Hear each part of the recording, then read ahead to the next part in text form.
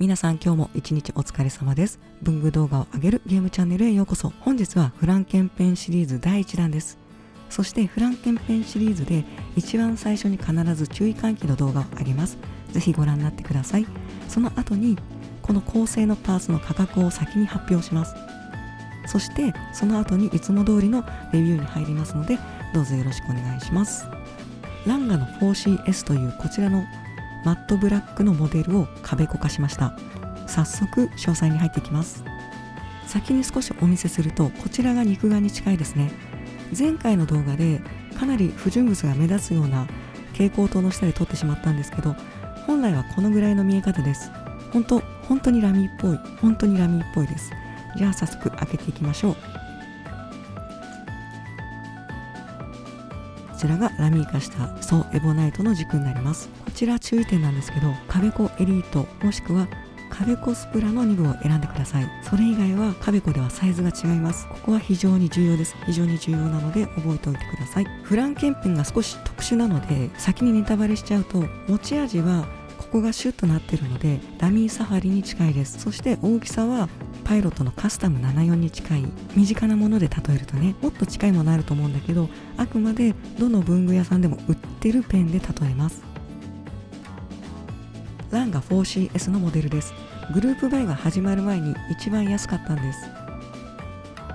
2部なしで55ドルだったんですよ。そして2部は壁子エリートもしくはスプラが唯一サイズ6の2部を採用しています。このサイズ6は予ボではなくボック社です。壁子の2部は基本ボックなので、こちらのサイズ6もボック社のものと同じです。購入した先は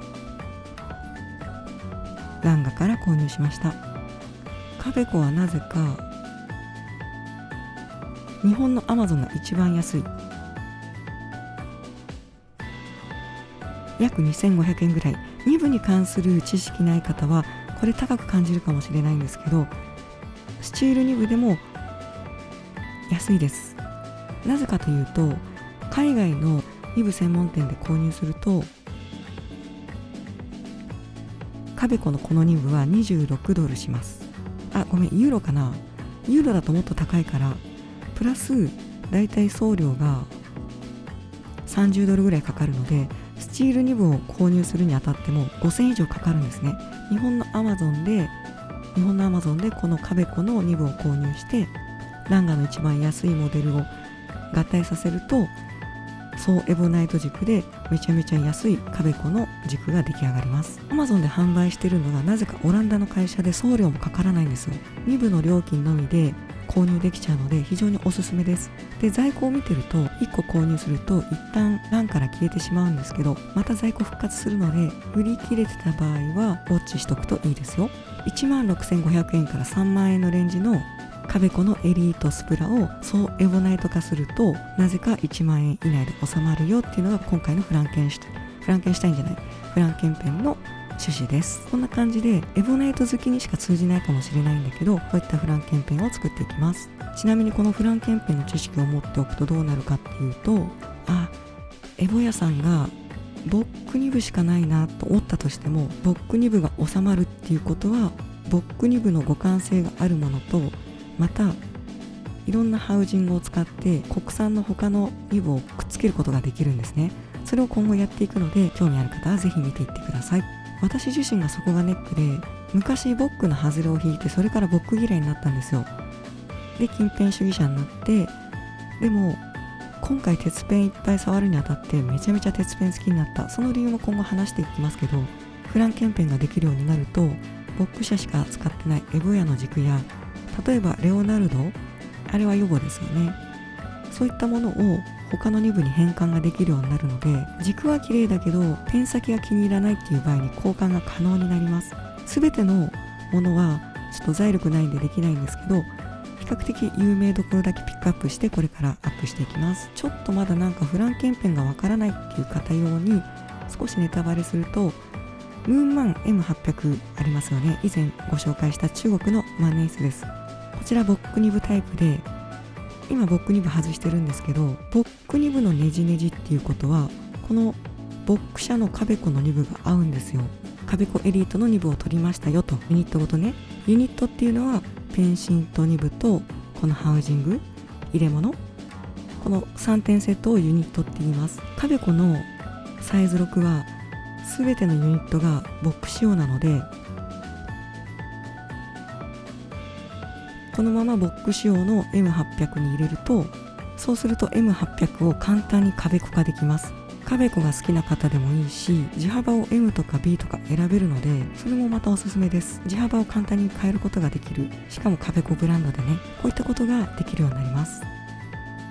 じゃあ続いてはいつも通りのレビューに入っていきたいと思います。めっちゃラミー2000じゃない？めちゃくちゃラミー2000なんだけど、ほんと手触りもそっくり。ほんとそっくりなんだけど、こうこするとちゃんと香ばしい香りするのね。エボナイトだから。こちら 4CS でスレンダータイプなので、この隙間が若干目立ってますね。この隙間目立つの嫌な人はクリップなし頼むといいですよ。ちなみにこちらがグループバイで今発売されている4クラシック 4C ですね。厚みがあるのでクリップの線はちゃんと隠れてます。マットの何がいいかっていうと、マットは磨いたものと違ってハンドメイドの磨き跡が残らない。磨き残しに神経質な人もマットの方がいいかもしれない。海外のレビューでこの磨き残しについて指摘する方いましたけど、機械旋盤で作って磨くだけの時間なんて取れるじゃん。でもこの方は全部手作りでかつ磨いてるんです。 4CS のタイプはフラットなシェイプが特徴です。バネはパイロットに似てるかな。フラットな 4CS のタイプを尻軸に向けてシェイプされてます。こちらが尻軸の部分ですね。ここもきちんとカーブ処理されてます。さあこれはどこが境目になってるでしょう。面白くない？これぴったりなんだけど。 4CS タイプは古いタイプ、ネジが古いタイプで3回回さないと開かないです。携帯性を求める方はこちらのモデルもおすすめです。非常にスリムなので。ここはグリップがフレア型になっていて、中もそうですよね。こうフレア型になっていて、ここに気持ちステップあるかな。ステップがネジネジのところにあって、グリップの部分は約 10mm、1センチぐらいですね。この直径がね。キャップはまってる時はフラットだけど、外すときちんと万年筆らしいシェイプになってます。セクションを外していきましょう。この 3-in-1 フィリングタイプはドイツ製のユニットを使えるし、アイドロップ型にもなるんですね。このアイドロップ型になるっていうのが、私がこれからスワップするにあたって重要なので、ランガさんを選びました。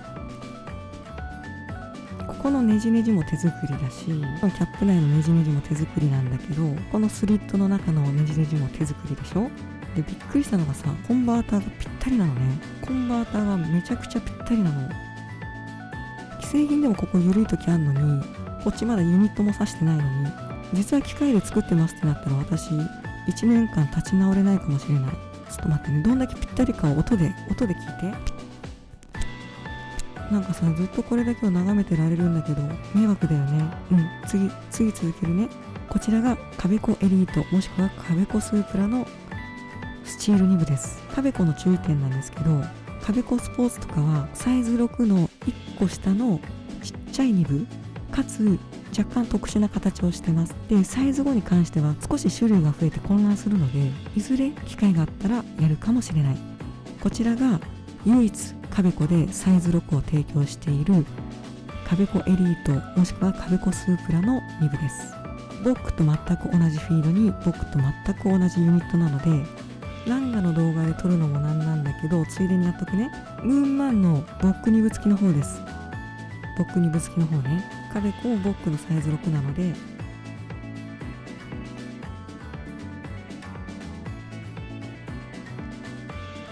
はい、出来上がり。これがムーンマン壁子です。ムーンマン壁子。違う動画になっちゃったね。簡単でしょ。仕組みを知っていると何でも壁子化できます。じゃあちょっと脱線しちゃったんで、ムーンマンには辞退していただいて、じゃあ早速入れていきましょうって言っても、これはボックなのでヨボのネジネジには合わないっていうか入らない。前回のボックとヨボの違いで説明した通り、ボックのハウジングは太めです。なのでいくら押しても入りません。これを分解します。ボックちゃんのお家とボックちゃんの人間ね。この主役はヨボちゃんの軸には入らないので避けときます。ここで登場するのがヨボちゃんですね。なぜならヨボちゃんはヨボちゃんの軸に入るからです。ヨボちゃんのお洋服を着せ替えます。ハウジングとペンシンは買えません。この2部のお洋服だけ買います。風やたら強いんだけどビュービューいってる。お洋服はさよならして、今あるのはヨボちゃんのフィードとヨボちゃんの住宅とボックちゃんのお洋服です。ボックちゃんのお洋服はヨボちゃんとサイズが一緒なので合わせていきます。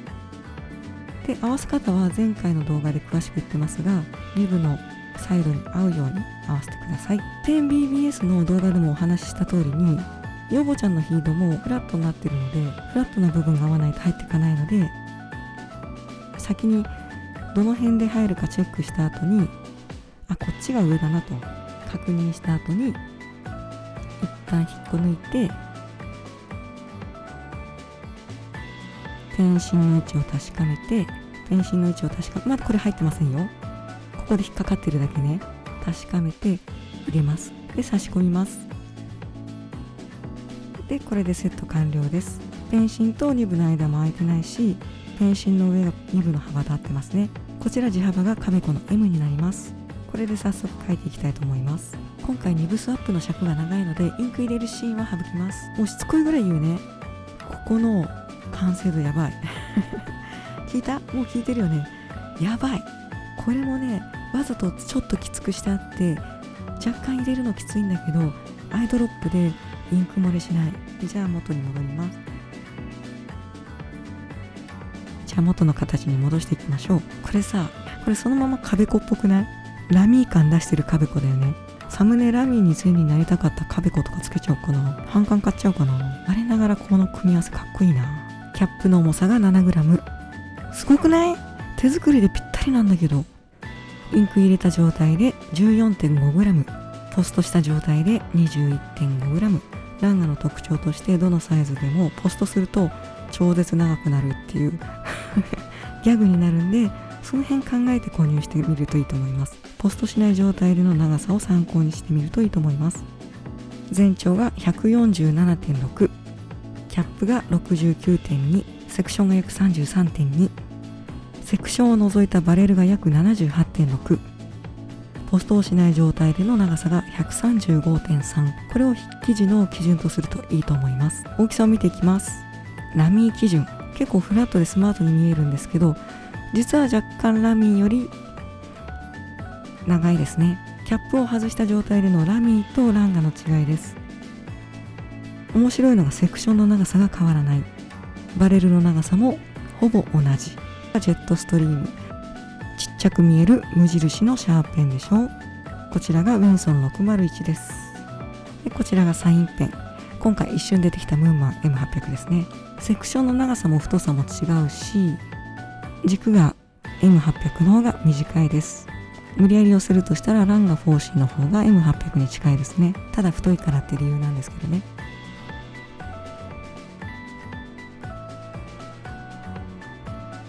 ラミーとサイズ一緒だけど、ラミーっぽい感じかな。この前で持った感じね。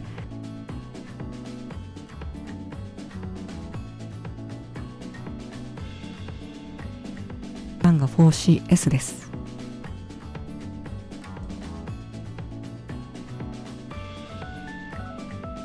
中間も持ちやすい。今手袋しちゃってるからあれだけど、左手こう押してもちゃんとインク出ますね。押し書きも大丈夫です。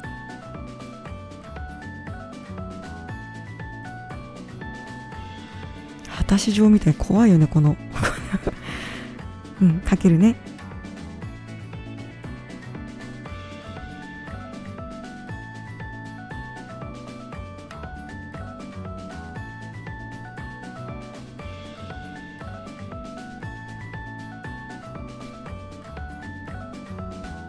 カベコのボックニブはたまに扱いにくいっていうレビューを見たりするんですけど、海外のレビューで。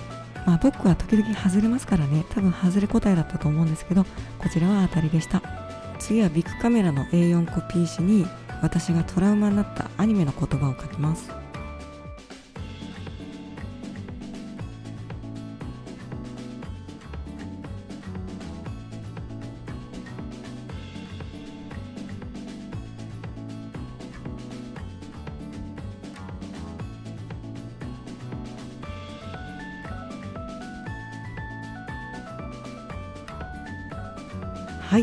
かる方いますかね。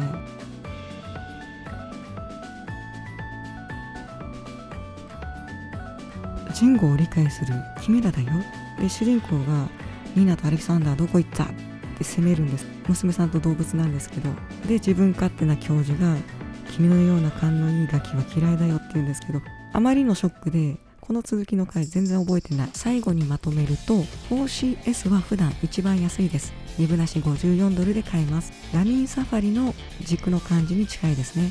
ランが一番人気の 4C4 クラシックは今身近なもので例えると M800 かな。こちらムーンマンですね。レオナルドのクローンのムーンマン M800 に近い感じがします。グループバイで 4C もしくは4が売られてるんですけど、4の方、4ね、クラシックがつかない4の方はこういった全く同じ M800 の処理になってますね。ちょっとヘリテージっぽい形がモデル4です。ムーンマン M800 好きな方でエボナイトに興味ある人はモデル4のマットブラックとか面白いと思いますよ。次回予告はこちらの4クラシックをパイロットの国産の金2部にスワップします。パイロットの国産の金2部スワップ出てきます。今日より若干複雑になっちゃうかもね。これ知っておくと海外の軸を国産にできるのでぜひ参考にしてみてください。それじゃあ今日も一日お疲れ様でした。おやすみなさい。じゃあね。